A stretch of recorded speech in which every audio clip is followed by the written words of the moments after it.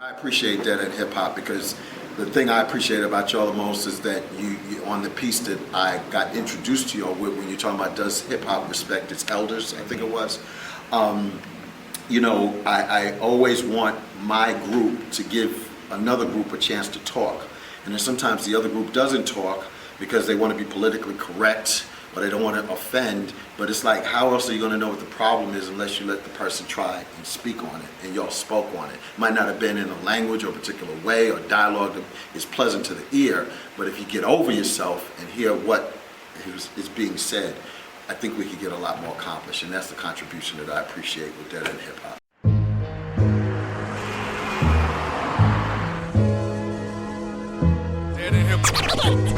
Dead End Hip Hop Conversations. Like sit down, Dead End Hip Hop. Dead End Hip Hop Conversations. We're here with Night Wonder. What's good, homie? Peace to the A. Dead End Hip Hop.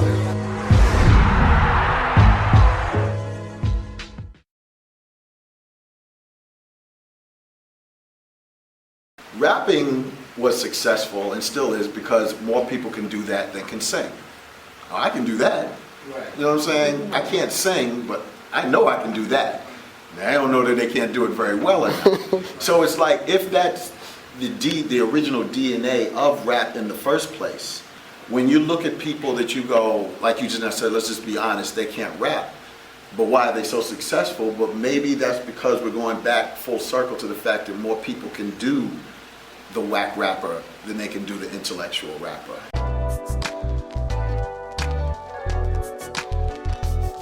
Think people get in it just for the quick buck, or they miss out on the art, the actual art? I don't think it's about the buck at all. I think it's about something. Me and Ninth Wonder, we did teaching at North Carolina Central University. It's something we were we were together on a lot of things, but this one was the one that always sticks out of my mind. Because men, and let's just take it from a man point of view, we're not being honest. You know, getting the money is ultimately to do what? Probably get the girl. Thank you. That's all it's about. It's about getting attention. It's back to our African roots. What's the thing that takes place when one guy is going up against the other? The way, you know what I'm saying? There's a name for that, and for that kind of activity, or this it comes from our ancestors and stuff. It's about peeing on trees. It's about marking your territories. Who's the best at this? You know what I'm saying? Look at what we're rapping about. Whether we're trying to be intellectually stimulating or we're talking about what we're capable of doing, we're going to break it back, we're going to take it back out. All of this stuff about how great we are. The money is the thing that really just dresses us up more or bring more attention, using that money from a thing to, let's buy posters, buy ads on TV to bring more attention. So I think the money is a byproduct. I don't think the money is the ultimate thing. I think the thing is the fact that I'm the alpha male in this room right now, and this is how I do it. Now, before the rap came in, we were physical with it. You know, you go with the history of the wrongs, you had the gangs, you had all that stuff coming in. Then you have Africa Bambaataa coming in because of lost friends, tragedies in his life, other people getting sick of the violence. Let's do this in another way. Now you got the breakdancing. Who's the better breakdancer? Who's the better rapper? But now the commercialism comes in. Hey, people are paying attention to this. Now maybe if we can turn this into product to sell, now the commercialism. But it's never really been about the money. The money helps us achieve what we ultimately want to achieve, and that's to get the attention of the woman. You know what I'm saying? Now, that's mine. Well, for some artists, that's not necessarily the motive. Like for me, my motivation has always been like legacy more than anything. It's not necessarily been like to impress the girls in the room or like. Well, I remember like exceptions to the rule. Well, yeah, I don't think you're being honest with yourself, but yes. No, I'm really real. I mean, I really think about the future as I'm writing. Like when I'm writing, I'm thinking about how will I be remembered. Like I'm thinking, and I'm also thinking about those who came before me. So like, for example, Marvin. Like the reason I'm so, I love artists like Marvin Gaye or Bob Marley, is because I have a reference of history. People's like, oh, this dude with the dreads, his hair is all messed up and he's smoking and these dudes are high and it ain't about nothing. But now we have history to prove it has lived on. And I know that we're all going to be gone at some point. So I write in mind that I'll be gone at some point and that people may be listening to this, and I actually believe they will. So right now you might see me as this, but in the future, it's very much possible that you will have these records based on my studies of Mozart and Beethoven and Bach and Monk and all of the people who came, before me, that you will be able to have this music and I'll live on. So in a way, that's my, I've said it, to all hip hop, like music is the museum for my soul. You know what I mean? Like I'm writing knowing that I'm preserving my essence. So I don't think of it, and like I know it's a lot of dudes that do. Like I've heard rappers say, I got in so I can get some chicks. I never ever thought like that. Like I've always thought of it as, well, I'm willing to do this if you're not doing that, which I do believe you believe it, and I know you, and I've never gotten the idea that you're a skirt chaser. That I don't know about you.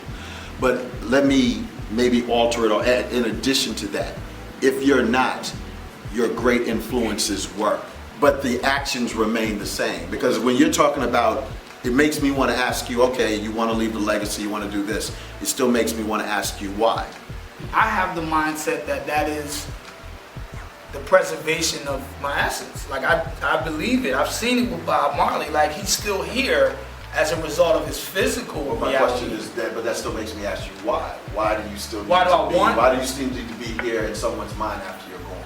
Why? Well, that's just my version of salvation outside of my Christian understanding of it. Like real rap. I mean, that's the salvation of O'hene, the physical person.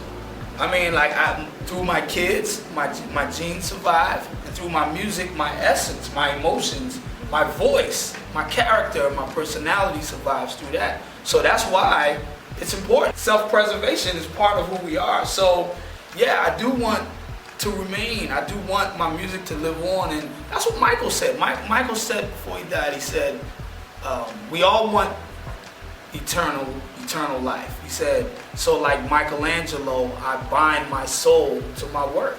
There's a difference between wanting to make music or not even music, wanting to make art and having to make art. Like there are people that just feel like they have to get something out.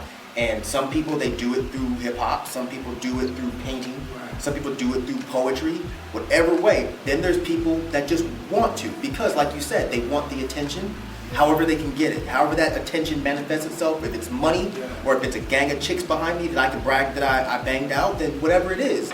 But I think there is a very distinct difference between those two types of artists. You can tell. You can kind of tell. You can tell in music. You can tell in the art itself. When you look at someone's piece, you can kind of look at that and say, you know what? I kind of feel like I have a feeling that he was going through something when he made that. Yeah, we was saying that earlier. That's my point. I mean, and I don't want to make it look like that's all hip hop will ever be, is about men outdoing each other for women. But that was a major part of the beginning of it. That is still a major fact in a lot of people's situation now that they don't even know, until you finally say it and it sobers individuals. Me, I'm not interested in ever getting on a mic and recording another rap record again. I've done that already, been there, done that. Now it's a beautiful part we're talking about here, because where you at in pieces of life, like you just now said, I think that person was going through something here, or you can see what they did 10 years ago and listen to their music fast forward, you know what I'm saying? Perfect example, because y'all were talking about him in the thing that brought me here, Eminem. His early music, to me very commercial, achieved what it needed to achieve, but look at what, the whole thing that when he was dealing with his issues, his demons, whatever, I can't see you putting those two people side to side and saying the same person did these two things. If I can meet you or prepare to meet you and kind of have an idea of how you're going to be just by listening to your music, then that means to me that you are a real artist. You put yourself into your music. And you say that same thing and hold the same thing true to an artist like Marvin Gaye, knowing what we know about him now, and comparing that to the music that he was so famously known for. Yeah, because you can listen to his music and you can tell that there was something behind his words, something behind his voice. He didn't sound like, and no offense to these people, he didn't sound like an Albie Shore, or you can listen to that stuff, you can just get a feeling of this is a great love song. But I'm saying what he was, I don't know if you're aware of what he went through behind the scenes. Basically, most people describe him as a tormented soul. That's what I mean. I couldn't tell that in his music, though. I think you can. What songs? Well, let's look at his catalog.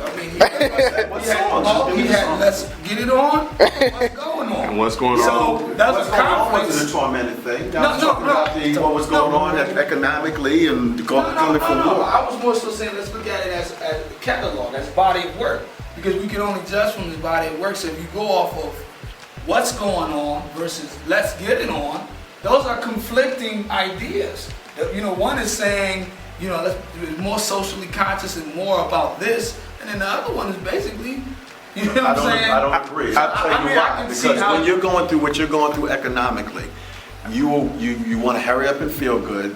Feel good is whatever your drink and so substance of choice is. You're going to want to make love because it's escapism. So if I was to meet him, I would have never known that he went through the kind of depression and stuff he went through. And he went through what he was going through at home and all of that kind of. I'm just saying me. Maybe I'm slow and I usually am. No, it's not. No, man. I am slow. He's like, no, I am. Some people talk to me like I'm 5 years old. No, well, if I had to go off of that, now as a keyboard player, I would just go from. I could go from his voice, but I can definitely hear conflict in his chord progressions. Like one of the things they talk about with Beethoven. Right. No, real rap. I mean, He ain't playing that stuff. That's what I'm saying. He does play. He does. I know he knows how to play. But No, he played on what's going on, and that throughout that whole album, that's him playing. So there is conflict. My mother was, a drug addict who ultimately died from AIDS. I had been searching for chords to express my childhood of being homeless at one point and all of these things. So I started with Western classical, Bach and that type of stuff. My first thing I ever heard was that, so I started off playing that, but for some reason it wasn't enough. I was looking for chords that expressed how I felt in my heart. It was like, just something about these chords were too happy for me. So I think when I got here back to America, I started just trying and I kept playing. I didn't learn it from anywhere. I literally started to find these minor negative, as they would call it in musicology, negative chords. And that's what you hear when you say it's like people say it's soul. Because I didn't learn soul the way most people learn it in the black church. I learned it just being by myself in the room, just looking for it. So I think that pain will find its way out of you, whether it's on a keyboard or whether it's in your rap, in your voice. I think it'll find its way. So when I say I hear the conflict in his chord progressions, man, I'm telling you, some of the minor chords that he played is dark, some very dark chords. One of the things I have to stop doing is thinking just because of the way I think of things, that's the way somebody else is. You can have that gift. Other people can have that gift of picking up on things. I was just hanging on to what he said that is, I want to broaden it now. Arts. Let's just say we're comedians. I know for a fact most of them are the most, sometimes can be the most miserable, or not good people in the world. Not good how they treat you, but they're just not. They're nowhere near how they are when they crack the jokes and stuff. They're like, and you can see that from people who've committed suicide. Same thing holds true with musicians sometimes as well. You don't know until you meet them, like, wow, I didn't see that coming because I took what they sang, what they rapped, what they played very seriously. You know Right, what I'm saying? I was saying that sometimes you can actually get that. Right. I wasn't going as deep as you are with no, that's cool though. I'm saying I wasn't going as deep as, you can tell that, at the house they're shooting up heroin and beating up their wife. Mm-hmm. What I was saying is you can kind of tell how their personality might be when they meet you. Like you can put on someone's album, like I can put on a Brother Ali album, and I can get a genuine feeling of if I met this guy, he's probably nice as hell. And he is, he was the nicest, one of the nicest guys I've ever met. But there's also other rappers that I've listened to that I've said, you know what, I love the lyrics, I love the music, but I can tell if I ever met you, I'd probably want to slap the hell out you. Right. And I was right, because they are a reflection of their music. Like they are putting themselves into their music, and I can appreciate that. Because, there's a really big difference between hearing music and feeling music. Like, if you remember from White Man Can't Jump, when he said that, I was like, man, I said that crap all the time. You can feel somebody's music. So I agree with him 3,000%. And that's kind of where I was gonna go, is when you put that music on, even if he's singing about, I'm having sex, or even if he's singing about I'm in love with this girl, it's the way he's saying it. But you know what I think, going back to what you were saying about Marvin Gaye's music, yes, there is conflict in what's going on because of what he was feeling when he was writing and composing it. But it's probably a little bit different than what he was saying in that conflict. I think the album that you guys may be searching for when it comes to his catalog is Hear My Dear. That is one of his most personal albums because that's the one he wrote about his divorce. And you can hear because they didn't even want to put that album out because, it didn't really have anything on it. But that was his personal album. That's when he wrote about the divorce he was going through. And I think you can really put that side by side with all of his catalogs and kind of see kind of what Marvin was going on with each album. The I Want You album was extremely sensual. For what that was for. Yeah.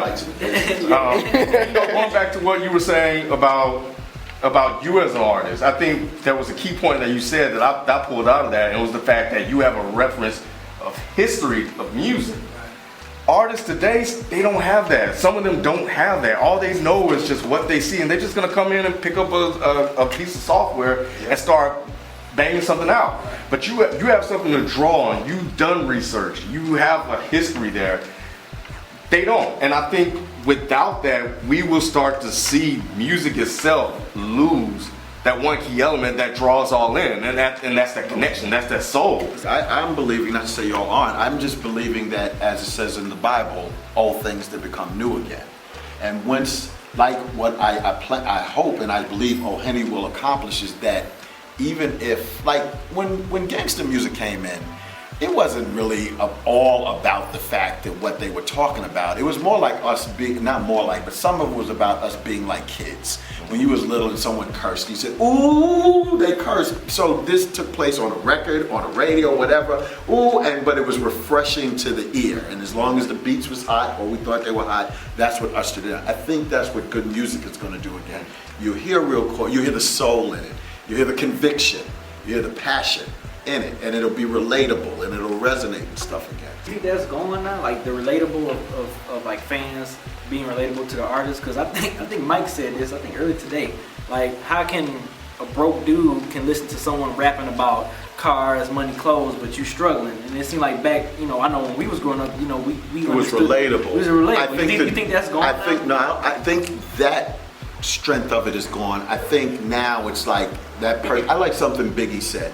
He was worried about his second album because what happened was he was no longer on the same level of most of his, I don't like calling them fans, but like just say supporters, people supported him and stuff. He was afraid when he came out with the second one that he had to rap to be real, talk about his new life. He wasn't living like that anymore, but he felt he was going to lose his fan base. But it worked out because good music is still good music. And I think what helps a lot too is that if you can't relate to that person, at least you can dream. They have something, a way of articulating in a way of like, okay, you're representing me. I'm living this vicariously through you. Thank you, Lord. I'm living it vicariously through. I think that plays a big part in it as well for the time being. It's funny you mention the dream part because when we had the discussion about the Watch the Throne album that came out last year, we was like, how we can't relate to this type of stuff. They talking about being in where Paris they eat at in Paris. And all that stuff. But Rye, he was like, I look at it as a sense of like he was saying something. I can't celebrating black excellence. Yeah, celebrating black excellence. Like this is a black man that arrived. You know what I'm saying? That's what he was stating there. So that's why celebrating black excellence. It's always kind of been like that. I think KRS-One was talking about this. He said back in the day, the dudes was talking about. On Rapper's Delight, like, I got a pool and I got a TV and all. So, like, I think that is something that we aspire to. I think it's also an unfortunate reality in the black community because we're broke. We're excited when people are talking money. I agree with Play, man. Like, I feel like hip-hop is going to get better. And it's going to be better than the golden era. A generation is coming up now that respects the elders and the people that came before them. They're not the ones that's getting the most shine. You talk about Brother Ali and them, but eventually the industry, because of the internet and illegal downloading and all of this, is killing all of that. So now you can't muscle me with money. I completely agree with everything you said because, we get a lot of questions like, you like where hip hop is, this, that, and the third, and I always have to answer yes. And it's because of the internet. Like one of my favorite artists, I always say it, Big Crit. I love him because I feel when I listen to him, he takes me back and it's personal. Almost every track that he makes, I feel like I can connect to it. You know what I'm saying? And I feel like he has respect for Southern hip hop and how Southern hip hop is supposed to sound. And he makes that music, and you could tell that he doesn't make this for money. He makes this because this is what he's lived. This is his culture.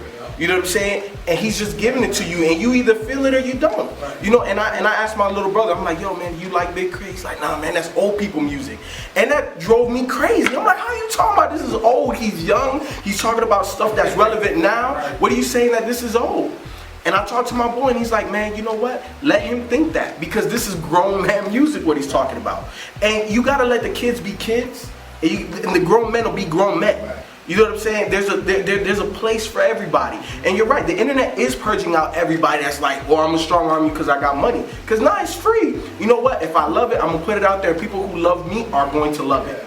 And I completely agree, man. And I think that hip hop right now is in a great place to get even better. Me, we're always on the exact end of the spectrum. And the reason why I don't feel the same way you guys might feel is because I don't buy into the whole fantasy thing like some of you guys do. Like, if I'm broke, the very last thing I want to do is hear your ass talk about how much money you got. It's just like, you know, and I'm gonna put my. Can I cut you off real quick? All right, so like when the lotto's like 275 You asked him. You didn't give him a chance. Can I cut you off real quick? Yes, you may. Yes, you shall. Get to the meat of my point. It's like, if you did one song, sure, I want to hear the one song you talking about money. I don't want to hear 12 or 13. You know, like for instance, probably I guess a lot of you guys probably can't relate to this, but you know, I was a nerd in high school. Serious, I know y'all can't believe that 'cause I'm so cool now. But you know, when I was in high school, the last thing I wanted to hear was stuff like Dre or 8-Ball. That was the stuff that was hot. I didn't want to hear that when I was in high school because, you know, I was a weird kid. I was the only vegetarian in my school. People were picking on me every day because I was so skinny. It's the last thing I wanted to hear. So that was kind of when I steered away from hip hop because I couldn't do the fantasy thing. You know, if people are picking on me, making fun of me, the last thing I want to hear about is somebody that's hella cool and look how great my life is. I don't want to hear that. So that was when I found stuff like The Cure, you know, Disintegration. That was why that album still to this day speaks to me so hard, because there is another person that is talking about how depressed he is. You know, I've never been in that frame of mind. Like, if I'm a miserable person. And the only thing that makes me, I'm being dead serious, the only thing that makes me tolerable is music. If I didn't have music, you guys would all absolutely hate me. But at the same time, you already do. That's even more. But you know what? I'm the kind of miserable person that, you know, happy music makes me feel worse. Like, if I'm in a bad mood, I'm telling you, if I'm in a bad mood and that damn Kobe Calais song comes on and I touch my toes, make me sprinkle my... I want to punch somebody. I get so mad. If I get dumped by a girl, I'm on Merle Haggard all week. I'm not gonna go put on some love song, be like, yeah, there's still love in the world. This gives me hope that I'm gonna find love. No, I wanna hear somebody else that's talking about they got effed over too by a chick. I've never been into that fantasy world. I can't do it. I can only put on happy music if I'm in a good mood. It's all about relating. It's all about relating to me. It's not about fantasy. I can't do fantasy rap. Just like I can't put on Watch the Throne because I don't have $1 million. I want to go to Paris, but I can't do that. So you know what? I'll go listen to somebody else talking about they broke as hell too. I'd rather go listen to Atmosphere because he's gonna tell me, man, I'm drunk as hell at an airport bar. Why? Because I don't have a car. I'd rather listen to that. I'd rather listen to that because that is relatable to me. That makes me feel good, knowing that somebody else is going through the same trials and tribulations I am. Not that they have completely overcame the trials and tribulations or they skipped them altogether. I don't want to hear that. Now let's go to the wrap up. Say something to that. I got a lot to say to that. Well, you know, then that's why I say, you know, when you say that you don't like Meek Mill, like the mixtape that we did today, then you're not. That's why you're not the person to ask about that music because you can't, you know, you can't relate to it, and you like you don't have a basis in that music because you cannot relate to it at all whatsoever. So there's honestly like no reason why you say that. Well, I don't understand why why people would listen to this and this, that, and the third. You can't relate to it because you don't want to listen to it. I want to listen to it because when I listen to hip hop, you know, sometimes when I'm at work, you know what? I want to be out there in the tropics where, you know, some of these artists take me and talk about, oh, I'm spending this and that. And I'd be like, yo, that'll be nice. But at the same time, I'm listening to, you know, other stuff that grounds me too. But for me, I have to have them both. I can't just be one way, all the way miserable and underground. And when my girl, me and her have problems, I'm listening to only tracks like that. You know, I think we touched on a lot of different topics here, and for the most part, I think there were some very good points made. You know, I think, you know, hip hop has a transition to go through moving forward with technology, and how we would continue to pour our soul into that and have that feed out into us, to where we're hearing the waves, you know, that are within us, and hearing the music that are within us. But for the most part, I think we're in the right place, and I think we're moving towards in a good direction. And I think we'll get there as long as we continue to use the internet as a tool to weed out some of the music that just doesn't work for most of us that like and love the culture of hip hop. I still say, you can call me Negative Nelly, whatever y'all want to call me, but I still say that I don't think we're in a great place. Mainly because I think that everybody here, not everybody, but most of us here, are saying we're in a good space because we're paying attention to what's going on in both spectrums. And you know, in this spectrum down here, there's not that many people that have eyes on it. The spectrum that's up here, those are the ones that I feel are controlling a lot of the power. If this fades, then I think a lot of what hip hop is going to fade. So we need to get more power up here, and that's the problem. There's not that much power up there. There's little to none. So that's why I always say I cannot, for the life of me, understand how you guys keep saying that hip hop is in a good place, because when I look at how most people perceive hip hop, they perceive it the way it's presented to them by the radio, by the media, by BET, by whoever else, and that is a negative light. Hip hop is not just Soulja Boy, Waka Flocka, nothing against them. You need them too for hip hop to work, but that can't be it.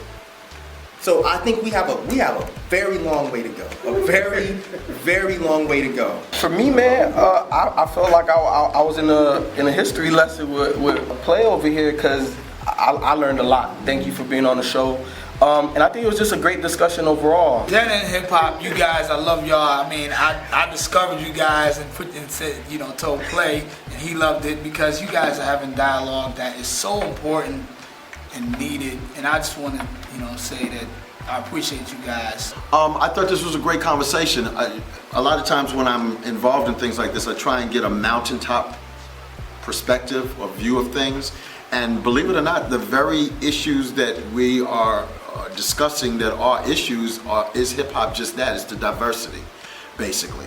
I like to tell people this when they ask me, when Nas came out with the whole thing with is hip hop dead? And I think we're kind of talking about that right now. Where is it at? Is it in a good place? I think it's at a place that isn't the most attractive place, so to speak, or the most, like you're watching a movie, a good movie. Even in a good movie, you have those parts that aren't as exciting as other places, but it's part of the story. And you cannot take it out, because if you take it out, you're taking out a major part for the story to make sense, the way life is. When I look at hip hop now, like a record was played a very long time ago, before two turntables came together, you'd have one person, you say, who's the DJ? And they put that one record on at a time, and the time you put a 12-inch on, and it's playing, and the record is so dope that even the person who's in charge of playing the music is on the dance floor. You're in paradise now. I mean, this is the best song that's playing, and it's great.